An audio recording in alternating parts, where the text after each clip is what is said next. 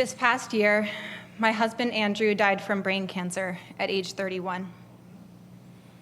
His 15-month illness was every horror you are imagining. The terror of not being able to reach him one very normal day and learning he had had a seizure. The excruciatingly long wait during his brain surgery days later. The radiation, toxic chemo, ER visits, scans, waiting for scan results, and eventually cognitive changes that meant the husband I knew was both gone and leaning on me to walk across the room.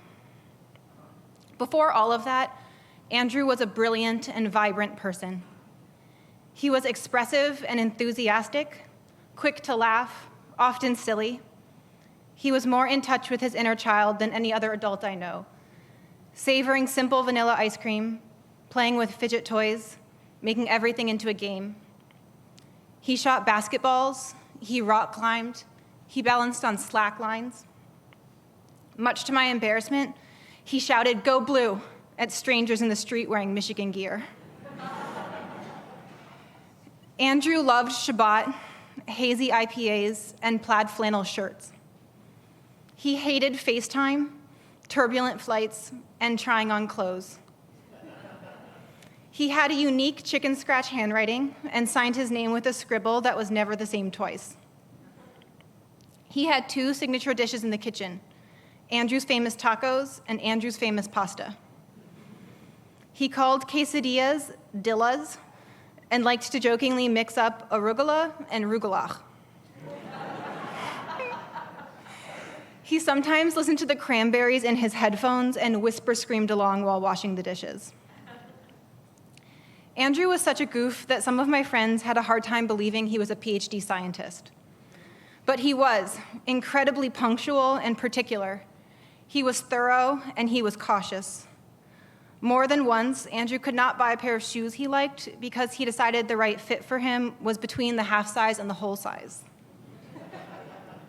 Wherever we were heading, Andrew had looked up directions and where to park.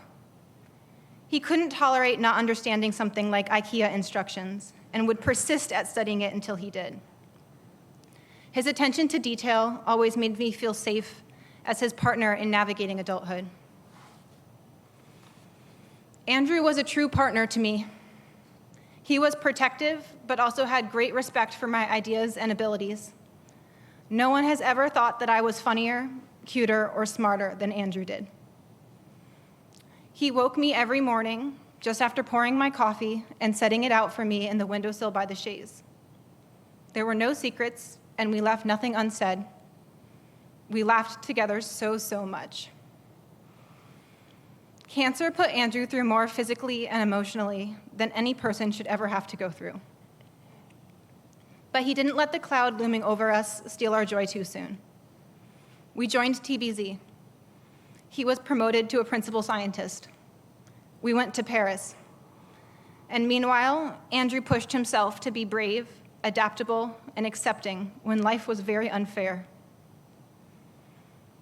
I am so lucky to have been the one who got to love him up close, care for him, celebrate him, hold him, and hang out with him every day, even the hard ones. I remember Andrew for the way he threw his head back in laughter and the way he loved me so well. His memory is a blessing. Yehi ratzon milfanecha, may it be your will, that each one of us here today knows a love like what I received from and gave to Andrew. And when we inevitably have to say goodbye to those we thought could not leave this world without us, may it be your will that the living rush towards us with open arms and willing ears. They do not say, "I can't imagine." They say, "Tell me so I can imagine, so I can keep you company in this grief." It is not something that one can do alone. May we have, and may we be, a community that helps each other remember the precious details and encourages each other to keep sharing our love for those who are gone, a love that does not ever die.